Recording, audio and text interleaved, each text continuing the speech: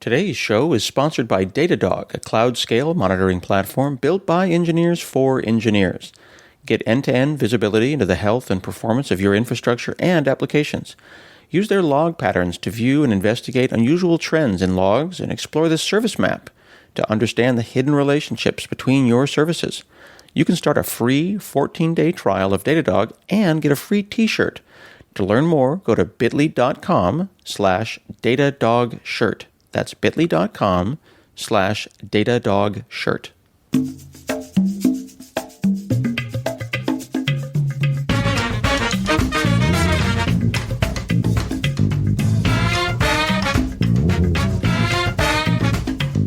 Hi, this is Scott Hanselman. This is another episode of Hansel Minutes, and today I'm talking with Sarah Cooper. She is the best-selling author of How to Be Successful Without Hurting Men's Feelings, Non-Threatening Leadership Strategies for Women, and she is the author of the Cooper Review, the most important internet website in the world, at thecooperreview.com. That is a fact, statement of fact. That is correct. And you must say internet website. Yeah. That's very important. Oh, I apologize. The most important internet website in the world. Yes. I started following you on Twitter when you went viral a couple of years back when you wrote about 100 tricks to appear smart in meetings. How did that book happen? Did you just have an idea? Like, did a tweet go viral and that turned into a book and that turned into a career? Oh, it's a long, long story that began in a meeting at Yahoo somewhere around 2007 or 8 or so. Mm-hmm. I was sitting in a meeting and a product manager got up from the table and drew a Venn diagram on the whiteboard. And it was the most ridiculous Venn diagram I'd ever seen. It made no sense. It had nothing to do with what we were talking about. It didn't help the conversation at all. And I thought for sure people are going to be like, dude, sit down. This is irrelevant and not helpful. But instead, everyone started helping him draw the Venn diagram and telling him what to label the circles. And I was really impressed because he just handed the marker to someone else and he sat back at his desk and went back to, playing on his laptop. And so I wrote in my notebook, how to look smart in a meeting, draw a Venn diagram. I wrote that in my notebook. And then a week later, I think I was in a different meeting, maybe same product manager, and somebody was giving a presentation and they said, so 25% of people clicked on this button. And someone said, oh, so about 1 in 4.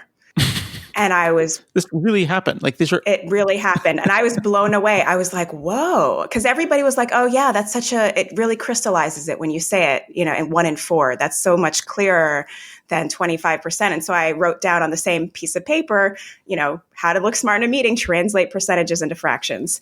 And I put that notebook away for years and years and years. And then when I was working at Google, I moved in with my boyfriend at the time, now husband, and I came across the notebook again. And I was like, oh, I have so many more tricks now because I've been working at Google for 3 years. And so I finished the list and I just posted it on medium.com, and it was 10 tricks to appear smart in meetings, and it went completely viral. It had like 1 million views within a week, and it kind of started from there. You know that thing that people say on the internet when something is both funny but also a problem, and you go, oh, I feel personally attacked.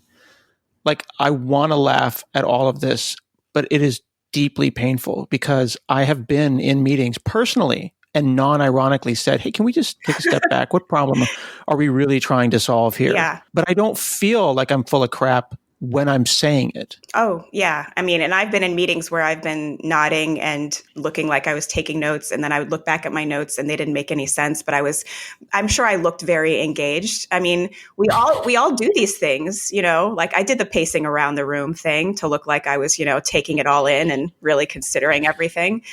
Mm-hmm. But I think it's just like part of that corporate culture. We are all sort of putting on a little bit of a show for everyone else, even if we don't realize it, we're imitating each other in different ways. And we all, as a team, as a company, have, our jargon and our shorthand and our ways of looking like we know what we're talking about. And we all are aware of those things subconsciously, and we just kind of do them.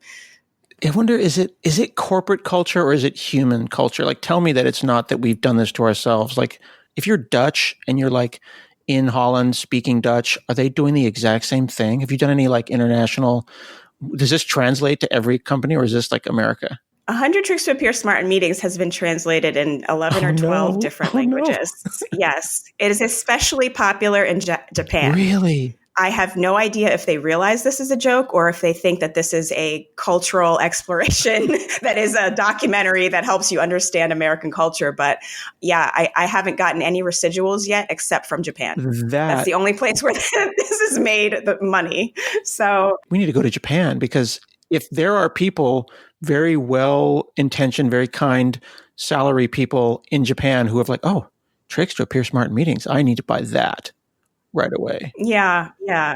I mean, it's really sad because I track, how people find my Mm-hmm. website, and sometimes the keywords are, how do I look smart in a meeting? And I think these are people earnestly looking for help on how to look smart in a meeting, and they're finding my Oh no. tricks. And so I might actually be making this worse, and I do So this apologize has for that. become, yeah, this is a culture that's problematic, and you have just made it worse for everyone, because Yeah. my wife, who is a nurse, is now starting to say, will this scale, as a way of Ah. telling me that I'm full of crap. Well, that's good. Yeah. That's good. That's a good Oh use yeah, of it's it. totally Yeah. like, the one child is going to go to basketball and one child's going to go to baseball, and it's like, okay, but will this scale? Mm-hmm. It's like, oh my god, is that what it? My sister is a nurse, and she said that someone said, ask the presenter to go back a slide in a meeting. And so, I feel like that happens all the time, probably. It's a problem. But you used to work at Google, right? And you said you had Yahoo before that. So how many years did you spend in tech? Total about 10. Yeah. Wow. Mm-hmm. Okay.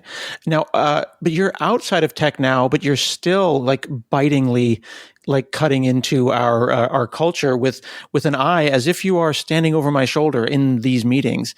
Is it hard to make humor and books and jokes about tech if you're out of tech for a couple of years, or how do you get your material now? It is. It's a lot harder. I mean, the thing that when I left Google, and what I really enjoy about comedy and writing, is that it grows as you grow. So as your life changes and becomes something else, then what you're writing about becomes something else too. So it just Mm-hmm. reflects that. And so it is harder to it's not my day to day anymore, to come Mm-hmm. up with a lot of this stuff. I probably will write less about this going Mm-hmm. forward, and write more about other things that I'm observing. But there's different things that sort of spark it. Like, I was at Google today, just having lunch with an old friend there, and just being in that environment, just brought up a lot of memories of things that people would do.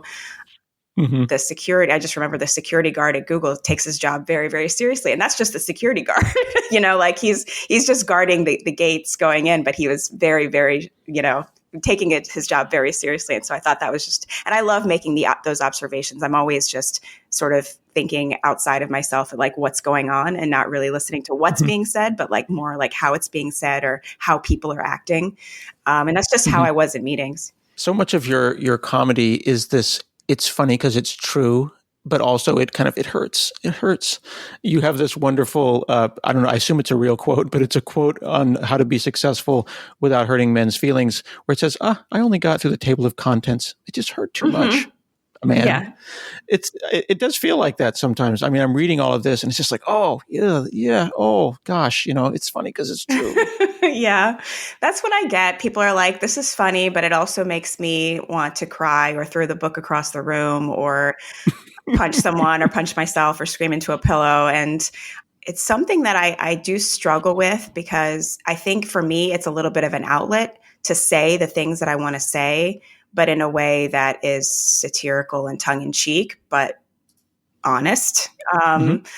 So Right. sometimes it's just not funny. Sometimes it just pisses you off. And that's something I need to work on. Well, I don't say that in any way as a criticism. What I'm actually thinking is, do you feel like you're shining a bright light on things, whether it be issues around feminism in tech, or whether it be issues around really being lousy in a meeting, or all these things? They are opportunities for us to change and become better and laugh about it while we're doing it. Yeah, I mean, a few years ago, I got someone who wrote to me who said that they read the 100 Tricks, and they noticed that they did some of these things just kind of robotically. Mm-hmm. And it actually made it so that they weren't present in the room, because they were just sort of doing this sort of performance and not really paying attention. Mm. And so they said to themselves, you know what, I think I'm going to stop doing this, or I think I'm going to like be more aware of when I'm just kind of knee jerk doing something that's not actually helping me understand what's going on. And that was the first time that I was like, oh, I guess I am sort of teaching people in a sort of weird way. It just makes people aware, a little bit more aware. And you're like, knowing is half the battle. And so like you can be a little bit more aware and then maybe you can change things, but you don't have to. And I'm not telling you to change, but if you want to, you can. That's very cool. I'm looking on Amazon at your new book, How to Be Successful Without Hurting Men's Feelings, and I'm going to include links to your website and the show notes, and everyone should check this out. But rather than looking at the, it's 5-star, 4.5-star, highly rated book, like to be clear, this is a bestseller, but why not look at the 1 stars? I'm scrolling down the 1 stars here. This is fantastic. Completely misleading. Yeah. 1 star. Women should do the opposite of what this book is telling them. The author is a comedian. Maybe this book is just a joke. Who knows? Could the humor title maybe have given you some insight into whether this was a joke? I don't know. The best part is that people are trying to explain to the 1-star person in the comments. So there's like a thread now. Oh, I didn't know that. Oh, yeah, with bulleted lists. Oh. Bullet. Yes, the book is humor. Yes, thank you for your opinion, Bro 182. I'm starting to suspect that this can't be real. This must be you and your friends in the comments, because no one can be this dense. Oh, but they are. They really are. Before the book even came out, I got someone who wrote me an email letting me know that they would not be reading my book and why. Oh, good. That's valuable feedback. Yeah, no, I thought it was very, very helpful. The subject was blatant sexism, and the message said, I won't be buying your How to Be Successful Without Hurting Men's Feelings. If I wrote a book called How to Be Successful Without Hurting Women's Feelings, no publisher would touch it, and I would be lambasted for writing it in the first place, even when calling it satire. What appalls me the most is not that you wrote it, but that most men will ignore the blatant sexism, uncomfortably laugh it off, and pretend it doesn't hurt, because that is somehow more manly. But I'm man enough to call you out on it, Sarah Cooper. The idea that that's a valuable use of someone's keystrokes, like I talk about productivity and like being a productive person, and you have a finite number of keystrokes left in your hands, like before you die. Though that person just gave you the gift of 2,000 of their wasted keystrokes. Like, do they honestly think you're going to care? I guess we're talking about it on a podcast, so I mean, that's good for them. Kudos. I just love the lack of self-awareness of men having to uncomfortably laugh off blatant sexism. Women uncomfortably laugh off blatant sexism all the time. The uncomfortable laugh. We invented the uncomfortable laugh. That's our thing. So I just thought that was kind of ironic. Yeah. I'm looking at your, I assume this came out before the book, 9 non-threatening leadership strategies for women on your blog. Yeah. It's a lot of, if I'm not sure, I'm not an English major, but this feels like passive voice. Like you take a normal, straightforward thing that someone would say, that I would assume anyone should be able to say, this has to be done by Monday. And then you just add a lot of fluff around it to make it non-threatening. What do you think about maybe getting this done by Monday?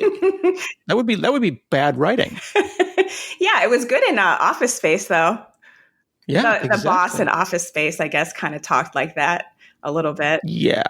Yeah. What do you think about coming in on Saturday? Yeah, I mean, I think that, it's actually just how I would sort of change how I talked sometimes in order to be more approachable when I became a manager. And I noticed it a lot too when I managed women who were very headstrong and passionate and had a lot of ideas, that people would complain to me about them in a way that I know that they wouldn't complain about a guy who was just as passionate and excited. So this all came from, very true experience. Yeah, I'm a somewhat new manager, and I have 2 men and 2 women that work for me, and I am trying to consciously think about how I interact with them. And I do often hear from the women and sometimes from the men that they don't want someone to send feedback that they're being pushy, right? Nobody wants to be pushy. Right. And it's interesting how in our culture somehow saying matter-of-fact, straightforward things like, I have an idea, could be thought by any gender as being threatening. Right. Yeah. And I, as a Portlander, I'm from Portland, which is basically Canada. When I interact with New Yorkers, I'm finding myself being passive as well. And I wouldn't say I have an idea. I'd be like, I'm kind of just thinking out loud here, just spitballing, just Yeah. brainstorming. Yeah. When did I become so passive? Maybe somebody hurt you. Maybe you Who hurt you? who hurt you? Maybe you got some feedback, some negative feedback that made you think that you needed to be nicer. Maybe you're just a people pleaser. Maybe you want people to like you, and so you're doing things like this. I mean, do you use a lot of exclamation points and smiley faces in your emails? Yeah, it's all hearts and winky faces. I don't know. I'm not good at emoji. I don't speak emoji. I'm doing it very wrong. But it's interesting because what's happening is women are being taught or ingrained, or the culture is such that they're feeling that they need to have these non-threatening things. And then you play that tape over and over in your head, and then it's baked into your persona. You have to work to undo it. Yeah, you have to work really hard to undo it. And I think that like mentorship is good. I think women mentoring other like younger women helps a lot in that situation. But if a woman who has gotten as far as she's gotten to become a mentor got there because she was able to tone her voice down, then she's just teaching that to the people that she's mentoring as well. So it can be a thing that kind of just doesn't go away. Although I feel like it is going to go away just as more women join the workforce and become more visible and become like are comfortable being themselves. Then it's not like, oh, she's a angry, bitchy woman. It's just like, no, she's pissed off. That guy's pissed off. She's pissed off. No big deal. Kind of like being okay with emotion in general in the office. Yeah, I think that's a really good point. But ultimately, while the office is overwhelmingly male, the problem lies in my lab, not in anyone's. Certainly great if someone can modulate their tone and just try to be straightforward, but I need to not take it as being threatening in any way. Like a simple statement like, have this report done by Thursday, is literally just what it is. There's nothing underneath that. Right. But everybody is so sensitive to tone. And I think they're even more sensitive when women are speaking. And that's why women get called out more on like their tone or how they're coming across. And I don't know. I think that's it does get exacerbated in the corporate world because everybody's so passive aggressive sometimes. Yeah, that's so challenging because the Slack back channel in the meeting, it's like virtually rolling your eyes. Yeah. About the person that's talking right now? At Google, we had a weekly meeting, company-wide weekly meeting. And while the meeting was going on, like literally Larry and Sergey would be talking. There'd be like a live stream of memes being made that would be making fun of what they were talking about in real time. So like that was like the culture, which I loved because like nothing was sacred. They would make fun of literally anything or anyone. And I thought it was great. Hey, folks, you're a very good developer. Probably. Regardless, you do write bugs. That's unavoidable. What is avoidable is wasting time trying to track down the cause of those bugs. Sentry.io provides full-stack error tracking that lets you monitor and fix problems in real time. You can see the severity and the scope of the error, get immediate access to the stack trace, connect the problem to the commit that caused it, and fix it without delay. Sentry, it's a name so common that they have to include the top-level domain in their advertising to make sure you remember it. Sentry.io. That's Sentry.io. Open source, full stack, web apps, native apps, mobile games, smart oven mitts. If you can program it, they can make it far easier to fix any errors you encounter with it. Your code may be broken. Let's fix it together. Visit Sentry.io. So I'm looking at the CooperReview.com, which everyone needs to immediately go and check out and bookmark. Who is drawing all the art? Is this all you? So this is me, but it's a hack. I wanted to draw because we were talking about the oatmeal before. I love the oatmeal. And so I wanted to turn 10 tricks into an illustrated post. It was all text at first. And so I couldn't figure out how to freehand draw. And so finally I just got this like cheesy stock photo and I traced it. And I just went with that because it was kind of like necessity to just get it done. And it just worked because it's just really cheesy. These cheesy stock photos and these cheesy sort of like illustrations kind of went together. So all of these are basically just tracings of photos. Really? That's really cool. Like, not to overcompliment, I guess I'm overcomplimenting, but you've developed your own art style because it's your tracing of the stock photos. Mm-hmm. Yeah. That's really, really creative. I love that. Yeah, and in the first book, 100 Tricks, I basically just got my husband and two friends to pretend to be in meetings, and then I took pictures of them, and then I traced them. So those are all my husband and my two friends. That's awesome. Yeah. That's awesome. So here's a dumb question, but you were in tech for 10 years. You worked at Google. You worked, you could still be in tech. You could get that tech money. Why would you quit your job to be a comedian? Because from, everything I know about comedians, I learned from Miss Maisel, they don't have any money. Right. And they suffer. Well, maybe not she's successful, but no one else is. Yeah. I just wrote about her because it pisses me off how easy her comedy career has been so far. Yeah. You just show up and get really drunk and then you're funny and everyone, yeah. And someone famous opens for you. You never need to write anything because you just make it all up on the spot and it's immediately funny. And that's just what you do every night. And just is so easy.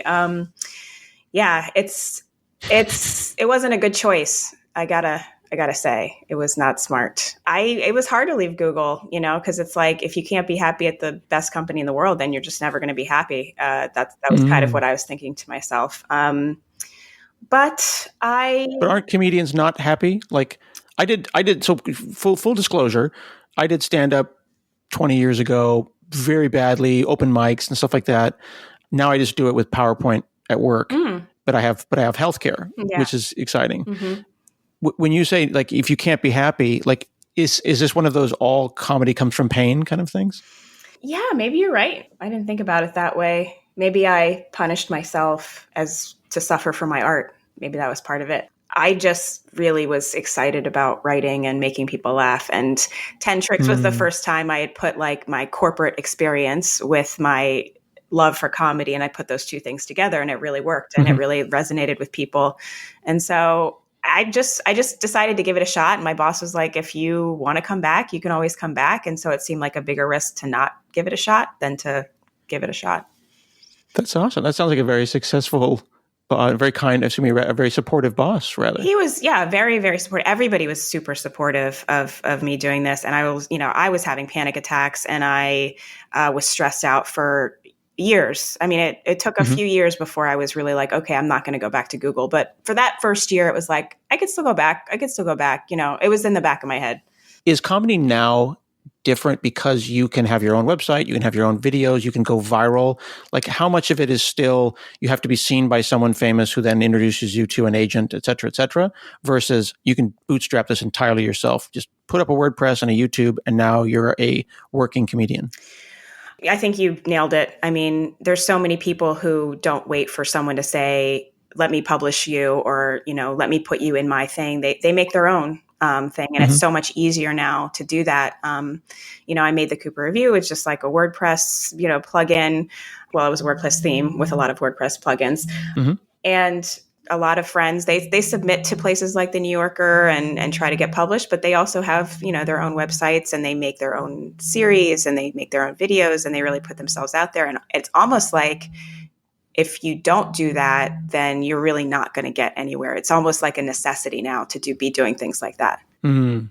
And does all of this, the Cooper Review, the books, and all of that, does that all feed into things like doing events and going and giving and doing actual stand-up and being on like TV and things like that? Is that the goal, or is the goal just to express yourself and get paid and have fun? Yeah, I mean, I think the ultimate goal is to leave everything on the table in terms of like telling my story and being honest about who I am. That's what really excites me, because I think that I'd like to inspire other people to share their stories as well. And make money. Yeah, I would like to make money. That would be good too. And the more I do, the more I share, the more things sort of happen and more opportunities come to do speaking engagements or to perform or to create things. So it's been 4 years since I created the CooperReview.com, and it's starting to be a place where people know me for a certain thing and are seeking me out.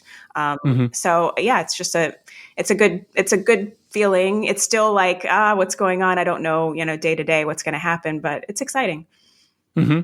I think one of the things that is interesting to watch, because I followed you immediately when I saw your first thing go viral, is that I can see, because I followed you at the beginning, that it's an overnight success over a half a decade of hard work and late nights. To someone else, they may just be watching and say, wow, Sarah Cooper came out of nowhere and she's a best-selling author. But the grind, the merch, the websites, the branding, it's a lot of work. Yeah, it is a lot of work. But, when you make something and it's yours, you're just so proud of it. And, it's all kind of worth it. Do you go out and do book tours now? Or did you self-publish the book? Oh, no, it's published by Andrews McMeel. And I did a few events in New York and San Francisco. And now I'm just kind of doing some talks around the country, around the world this year. Some of them having to do with the book and some just other like random parodies of corporate and office stuff. Yeah, I've been checking out the YouTube. I want to make sure that people go to thecooperreview.com. Certainly, it's a blog. If there was an RSS reader from Google, then we could all use that, but there isn't. Make sure that they subscribe to that. Maybe someone you could give them a call and complain about that. Yeah, that's unfortunate. Wait, what? There's no Google Reader anymore. It's gone. Did anyone tell you? I thought you were telling me there was something missing on my website. Oh, no, your blog is amazing. It's just that I wish I had a product from Google to read it in. Yeah, they shouldn't have shut that down. I'm scared they're getting rid of Inbox. Are you scared about this? I don't know. They're getting rid of freaking everything good. Yeah. Like Inbox, I think, is either gone or on the edge of gone. Google Reader is gone. Google Plus, both of the people over there are still around, but they're concerned. Like they could be gone at any minute. Yeah. I noticed that you've removed Google Plus from your Follow the Cooper Review area. Google Plus, not one of your. Yeah, it's over. It's over. Yeah. It's a tragedy. Not sure what to do about that. They do tend to remove stuff, but you said you were there today, though, hanging around. Yeah. It's good over there. There's people. There's food. Oh my gosh, the food was so good. I miss that. I miss that a lot. Yeah. Did they just feed you? Like is it free, or do you go through It is completely free. And it's so, if you go on Yelp and you try to find a place in Chelsea to eat, the cafeterias at Google are like the number one result. Like that, those are the places to go eat. I don't know. I just had this like margarita pizza that was just delicious, and this like salad that was just amazing. And I had this dessert and fresh coffee, and it was just great. You're killing me. It's all free. It's all free. I mean, it's just amazing. See, I work for Microsoft, but I work from home in Portland. Mm-hmm. So like every once in a while we're recording this podcast, I'll just mute it and scream, "Shut up, I'm recording," to my kids, which is my life. And I'm sitting here with my McMuffin from earlier, which is was not free and not fun. I get so salty when I visit like Twitter or Google, and I'm like, y'all kids don't even know. I become like old man who shakes fist at cloud. Free food? It's totally unfair. Yeah. Back in my day, I had to eat a McMuffin, and my day being today. Yeah. Exactly. But if I were in the free food group, I would be like, you plebs, why don't you have free food? Right. They should give you a stipend or something since you don't get the free food. They should totally give me a free food stipend. Actually, I don't usually try to talk too much on a podcast, but true story. One time in the last 11 years, I got to go business class. And I went to New Zealand, which was amazing, to go horizontally. It's way better than going like vertically to that area so I'm horizontal. I go there and I come back, and then I get in trouble and they audit, because it was very expensive. They audit my expense report, and they say it's like $10,000 to go to New Zealand or whatever. And then they called me thinking I'd maybe try to do something sneaky, but then they looked at the rest of my expense reports, because I'm super paranoid about money. And it was like Subway, Chipotle, Subway. And they're like, okay, well, no one would really legitimately try to rip us off and not eat these places. Like, surely this is a harmless person. So my entire thing was like, $10,000 ticket, and then a bunch of like really bad food that I was eating all over. And that's what saved me from the audit, because they're like, if we found steak dinners, we would probably fire you. But no, it was just Subway and Chipotle. Are you an engineer? Sadly, I am. Okay. Because I don't think I've ever heard anyone describe it as it's better to go horizontally. And I just realized that you meant you were lying down. I'm sorry. Like who talks like that, but engineers? Who talks like that? You can feel free to use that. Who talks like that? That is, I expect a blog post later today. Who talks like that? Only engineers. My husband's a software engineer, and I think he would say something like that. I bet you there is a top 10 list that we could put together later, because my wife has that. Who says that? You know what I mean? Yeah. Yeah. And the problem is it's infecting the children. Oh, no. Because it's like, hey, that's physics. Like the 11-year-old says something, that's physics, to describe why something happened in the world that isn't necessarily physics that's happened. He's just like, that's. But what isn't physics? Like everything's physics, right? See, and that's the problem with that statement. Like something happens and it's gravity. Hey, that's physics, magic physics. But now Trump opens the government. Oh, that's physics. Like, well, no, you're not using it right. But aren't you? I mean, really? Yeah. Well, and then so the problem is I don't want to indirectly raise little actuallys. Oh, yeah. But little kids are naturally actually people, right? That's what little kids do. Well, actually, Dad, the Earth is not a sphere; it's kind of an oblong. Oh God. Oh wow. That's funny. It's not funny. It's quite painful. But thank you. Well, your new book is How to Be Successful Without Hurting Men's Feelings. And people should check you out at thecooperreview.com. That book, as well as your previous book, How to Sound Smart in Meetings, all available on the most important internet website in the world, thecooperreview.com. Thank you so much, Sarah Cooper, for chatting with me today. Thank you for having me. This has been another episode of Hansel Minutes, and I'll see you again next week.